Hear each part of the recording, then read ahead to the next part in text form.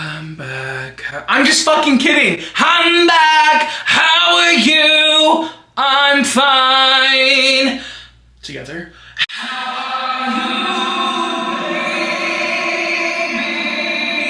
I'm just thinking about like all the people that like have never seen my YouTube videos, and then they I just assumed they would know to do that with me. But stay for a while, stay for a few months, maybe 3 fucking years of making you rich and famous. Okay, so I'm back. Today, we are gonna be doing drunk makeup while we read crazy prison stories from people who were in fucking prison. I look really fucking skinny right now. And I have been refusing to weigh myself. So like, have I lost weight? I don't fucking know. I don't wanna know, it'll ruin my day. In these kind of like waffle knit, like sport shirts, I just feel so... Hello, my name is Bella Hadid. And then for the makeup look today, I know I've done orange before, but the makeup look, I'll put it on screen. I want to go for like orange, but like elevated orange look that I haven't done before. And I've been seeing your guys' requests. I know you guys want to see me try to attempt to do drag makeup. I know I'm gonna not eat with that, and I also keep forgetting to get Elmer's glue to like glue my eyebrows down so it doesn't look fucking scary and like the Hunchback of Notre Dame. Another thing I wanted to talk about at the beginning of this video that is super important is what's happening in the US currently, and that's ICE raids that are happening throughout the entire country, especially in LA right now. It is such a sad fact that our country is so racist and so riddled with bigotry, and it's disgusting to see that children are getting ripped out of the arms of their parents, and we have a president of the United States that is rooting this on and is allowing this to happen. I live in Tucson, Arizona, and I have my entire life, and there are people dressing up like TEP, Tucson Electric Power, our electric company that services the entire city, and they're ICE, and they're luring people out of their houses wearing vests, saying that they're TEP so they can deport people. There has been a US Marshal that has been profiled and kidnapped wrongfully just because they're rounding up everyone that they can see. The things that are happening in this country are disgusting. I'm gonna link resources under this video, so if you know anyone that's being personally affected by this, or you wanna share it, the links on your socials as well, that'd be great, with places to donate as well. Scary time for our country right now. Fuck Trump. It feels super weird moving on from that because it's such a hard, like, sensitive topic, but I wanted to put that in between the beginning and the start of it, just so everyone that was watching this video would watch it, I guess. But yeah, before we get any further into the video, what do we need to do?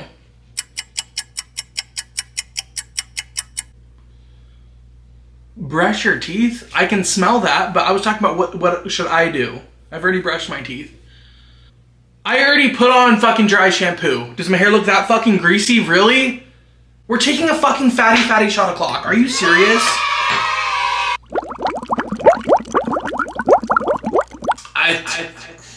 Fuck, I almost did it. So do you know what this means?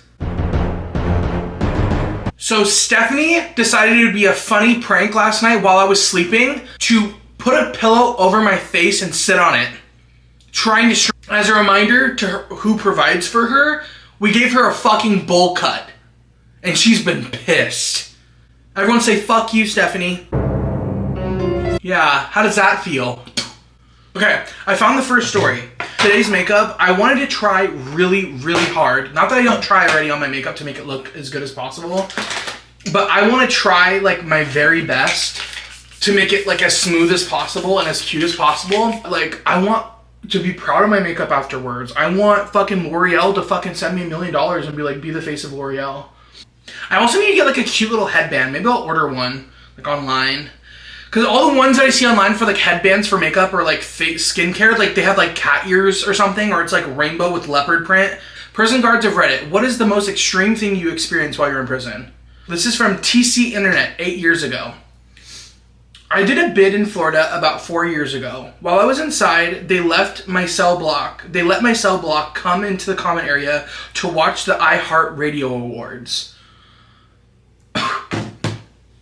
I'm just like picturing like I mean, they're probably excited. They probably don't get like that much screen time in prison, so like watching anything is probably like a privilege. But like I'm just like picturing like all of these like, well, I don't know yet if it's like a women's prison or a men's prison, but like I'm just like picturing all these like big tattooed men that like touch kids and rob cars and kill people, like huddling together to watch the iHeartRadio Awards. Never would have watched it on my own. Okay.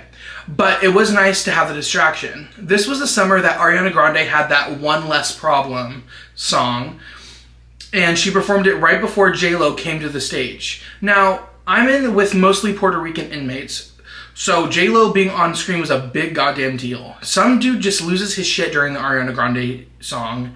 Some of the dudes said that he was into little girls or something. Okay. And throws a very lightweight plastic chair at the TV. Didn't think it would do much damage, but it busted the LCD. Hell broke loose. Dudes weren't gonna get a chance to see J-Lo's ass, and they wanted blood for it. I ran my gringo ass back to my cell, and then 60-man brawl ensued. All of this to say, in the midst of the insanity, one guy bit another guy's thumb off and ate it. Swallowed it whole.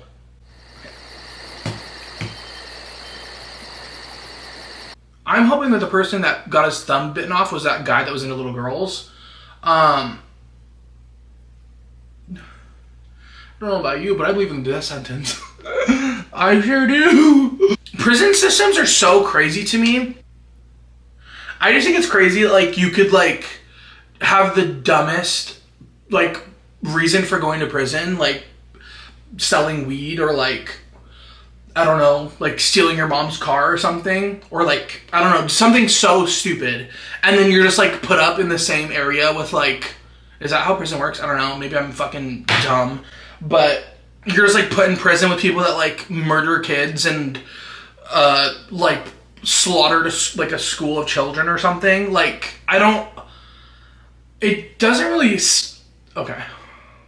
When my brother went to juvie for doing something kind of crazy, I'm not gonna get into it. When he was 17, he was in juvie for I think a year or 2 years, and while it was definitely not as bad as what I'm about to say.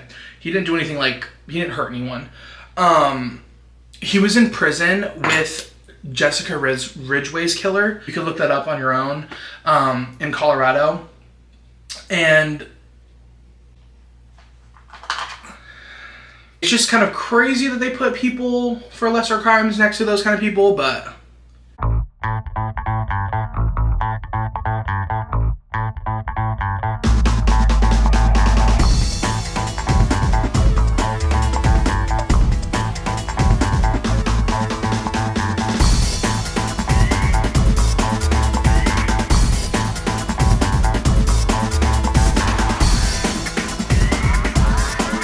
okay. The comments under this one sound a little crazy, but before the next story, because I already finished with my base other than doing the powder, what do we have to do? Fatty shot o'clock. Cheers to everyone that's doing substances.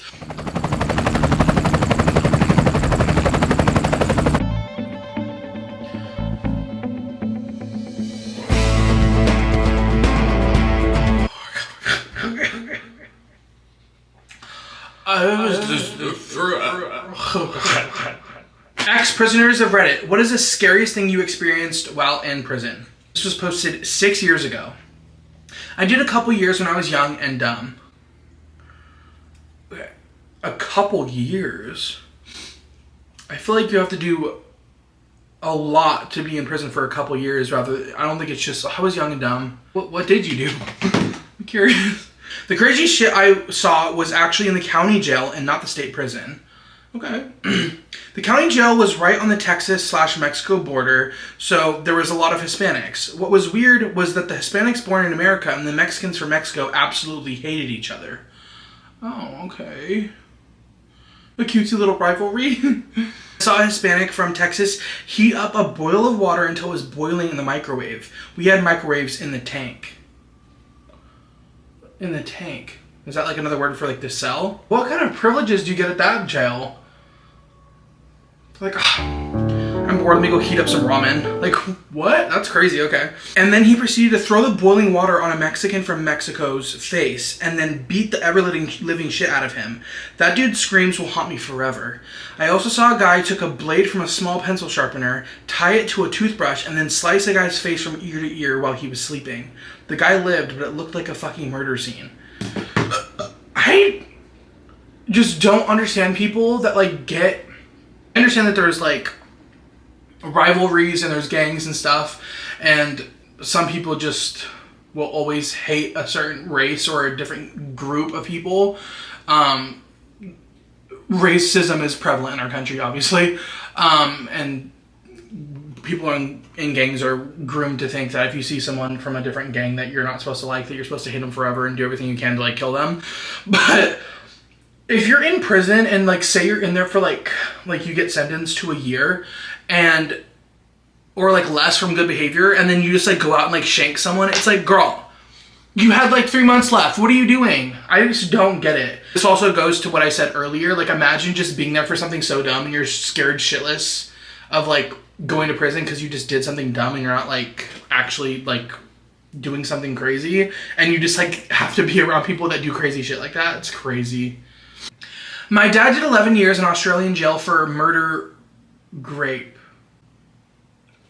Okay. Are you gonna say bless you, or? I remember one incident he told me about. Wait, what? Okay, so, like, your dad murdered someone and graped them, and then you were like, I have to call my dad. Like, I don't. Maybe it's different because, like, I'm not in that circumstance, but I don't think I would ever talk to my dad again if I found out that he murdered someone and raped someone, but maybe that's just my journey and not their journey. I remember one incident he told me about during this time in the Remand Centre, where he was in jail, where the house persons have been charged and are awaiting trial but have not yet been convicted. The MRC, or Melbourne Remand Centre, used to have facilities and activities for the inmates that other jails don't have, like a swimming pool and billboard tables and whatnot. The theory being that these inmates were still technically innocent, therefore they shouldn't be entitled to some sort of... Okay, so maybe he's innocent or something? Or, like, okay, I don't know. Both the swimming pool and the pool tables have now been removed, and for good reason too. A new inmate arrived in the MRC and was telling people he had been charged with armed robbery. What the inmates didn't know was that he was actually in for graping old ladies. Okay, like, I can't even, like, act shocked when, like, we're literally reading prison stories. So, like, okay. Usually criminals who are charged with heinous sex crimes and pedophilia are put into a PRNA, aka protection and non-association. Okay. That is, they are housed with other like-minded prisoners, so the GP, general population, don't try and kill them. Okay. Why do you give them protection? It's kind of weird. The inmate gets sent off to court for a directions hearing on a Thursday or Friday from memory. Somehow, the transporter cannot bring him back to the MRC until the following Monday. So for that weekend, he is stuck in the courthouse jail cells. It happens from time to time. In the meantime, the local daily newspaper prints out a small article for the Saturday morning news with the inmate's name, picture, and a brief outline of the charges he is faced with. The other inmates now realize the inmate is a rapist and has been strutting around the MRC on his high horse as a big armed robber. They plan a nice welcome home present for him. 4 inmates go to the pool table, get 3 billiard balls each, put them in a pair of socks. When the inmate returns back on Monday, they beat the shit out of him. The guards are in no rush to intervene. No one sees anything, or at least no one claims to have seen anything. I'm not sure whether the inmate lived to fight another day, but I do know he was beaten within an inch of his life. Okay, I'm just confused. That's crazy. Deserved. But, like, your dad. Let's talk about your dad. Was he convicted? Like, was he innocent? Yes, he certainly did. So he was not innocent, and let's just talk about something else.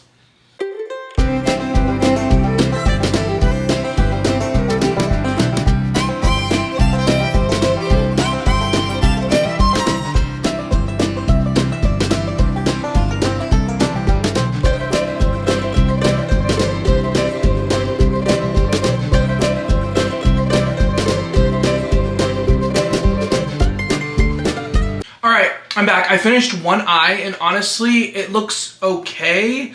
I kind of hate my brow that I did. You can't really tell on camera because it looks fucking hot and snatched, and like I've been doing makeup for 17 years. I found another story. Yeah, I fucking did. Are you sitting down? I know you don't like standing. That would be exercise, and you fucking hate that, huh? Okay. Before we get to the story, we're taking another fatty shot o'clock. It is hot as the dickens in here. It is so hot. Oh, fuck. Okay, so this story is from Cum Smoothie. 294 days ago, so not even a year ago. Gay and spent 6 years in prison. Okay. Were you getting freaky in there, or why did you put that? I just responded to another post and realized after somebody else linked to one 3 years ago that there hasn't been a gay prison post from the standpoint of an American prison, which there seemed to be some amount of interest in. Some context to maybe preemptively answer some of these more obvious questions. In 2012, I went to prison on a 2nd-degree murder conviction. I was 20 at the time, and I'm 32 now, so it's been 6 years since my release. Some backstory on the crime itself. I'd been walking home after a hookup, ironically, so that probably happened often, when a man got in my way, blocking my path, called me an F-slur, and then tried to punch me in the face. On his second swing, I ducked under his fist, drew a knife, then came back up around his arm and stabbed him in the neck, severing his carotid. What is a carotid? Here's some info about carriage. A fucking carotid, not a fucking carriage, bitch. I'm gonna guess it's somewhere in the neck, because that's what he fucking said. There was CCTV footage, which led to my arrest and ultimately my conviction. I went to 2 different prisons. First, a maximum secure prison, then 3 years later, a medium secure prison. Okay, so he hate crimed you, and you killed him after he tried assaulting you, and you went to prison for 6 years? Isn't there like a law where you can like kill someone that's trying to like harm you, or is that like just in Texas? That sounds like a Texas thing. I don't know if that's true. I look so pretty. Okay, so I found the next story. This is from, okay, they have no name because they deleted their Reddit account. 4 years ago. Ex-prisoners of Reddit, what is the scariest thing you've seen in prison? So I had this friend I hung out with all the time when I was a teenager, and his dad had been to prison a few times. I used to go over and drink and smoke weed with my friend, and his brother and sometimes his dad would hang out with us for a bit. Okay, how old were you? One night when we were all drinking, he decided to tell us a story from his... Also, I got this new phone case. She's so girly pia. One night while we were all drinking, he decided to tell us a story from his prison days. When he was close to being released, he decided he wanted to do something nice to surprise his wife. So he cut his penis and put some balls underneath the skin and let it close and heal, with the idea that would make sex better for his wife. Guess as a thank you for waiting for him and taking care of the kids while he was in prison. This was years later and he still had them in. Did he show you, or... I'm really confused. So he was like, okay, I'm going home soon. I feel so terrible for going to prison and leaving my wife home alone, and I want to do something super nice for her. I could get her a card, or I could maybe get someone in prison that can get her flowers delivered, save up my money that I get in prison to do something really nice for her. But I think that there's one thing that I think she would appreciate more, and that's if I cut my penis open and if I put some beads in there and let it heal over. That should take about probably a month to heal, so I should do it a month before my release. So when we're having sex, it'll feel so good for her. I think she'll appreciate it. Why is that kind of romantic? I don't know.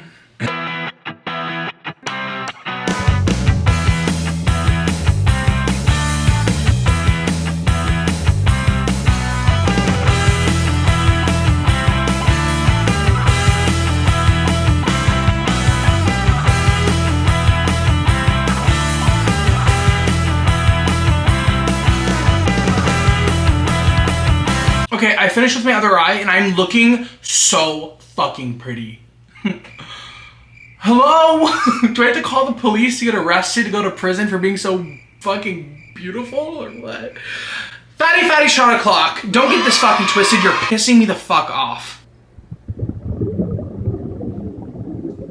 Okay, so I found the last story. Comments are saying it's scary. So fucking hide under the covers, you fucking pussy.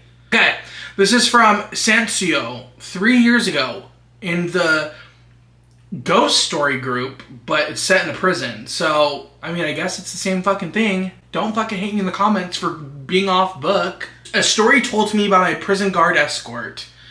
Wait. He's like, welcome to prison. I'm going to tell you why you should be scared. So I've been laying here in my bed, scratching at the wall to mess with one of my roommates, and suddenly felt like this is the perfect time to relay one of those stories my prison guard escort told me shortly. Okay, so he's not like giving us like, this was when I was in prison, like, did you write this in prison? Like, do you have a prison phone or what? Because I'll report you. I'm just kidding. I'm an ally. And suddenly felt like this was the perfect time to relay one of the stories my prison guard escort told me shortly after we both saw what we thought was a man lean out from behind some boxes in the tunnel of a prison. I have no reason to think this story was made up, but I will tell the story in the first person to save a little bit of typing, but these are his words, not mine. I used to work night shift when I started here in the prison. I always signed up for, but never really got the rover job. Rover is a guard that sits in the front guard shack and makes rounds twice a shift to check every door and every gate to ensure they are locked, and checks the perimeter fences to make sure that they have not been tampered with. One night, I finally got what I thought was going to be the easiest shift I have ever had. I landed the rover job. During this shift, my first trip around the perimeter and gates went just fine.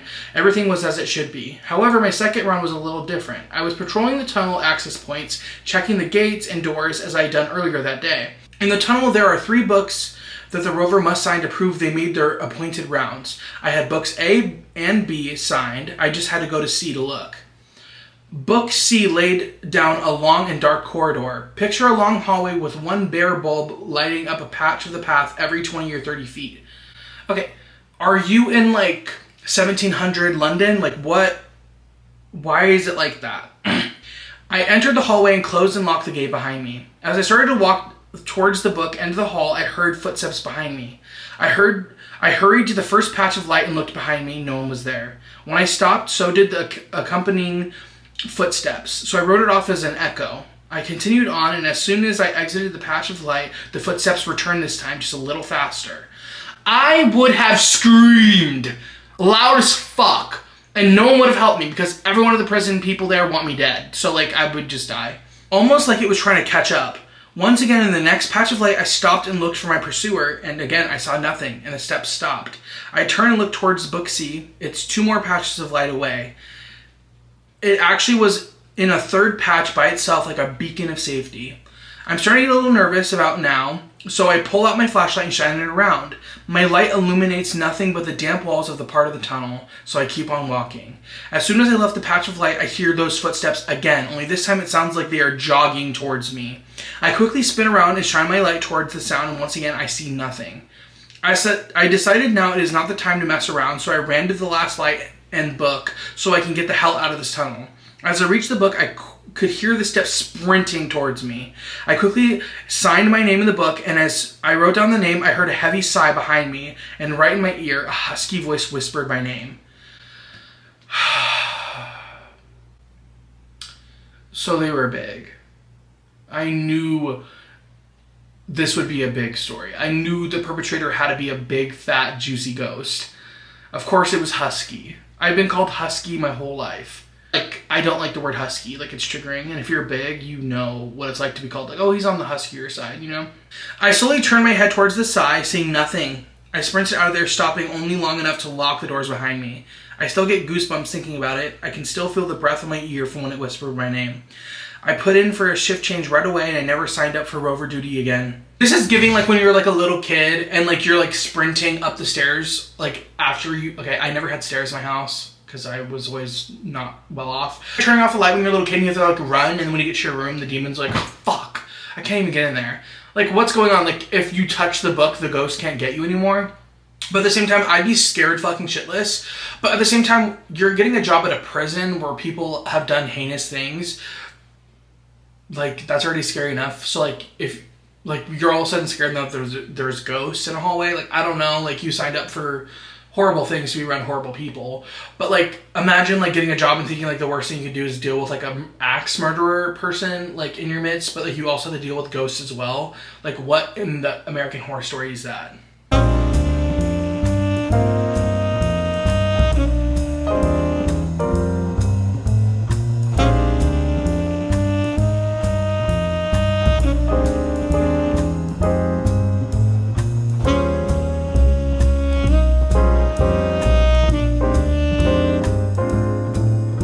This is the final look. I just wanted to let you guys know that I love you guys, and you guys mean the world to me, and I really do hope you guys have been healing from whatever you guys have been going through, because I know everyone is going through something, and it sucks knowing that people that love me are also going through their own stuff. And I do read your guys' comments. And I know that I've seen some pretty shitty stuff you guys have been going through, and if I haven't responded, I probably just didn't know what to say. Why am I talking about this? It's because I love you. That's why I'm talking about it. What the fuck? I do love you guys, and I hope you guys enjoyed this video, and another one out next week. And find resources in my bio.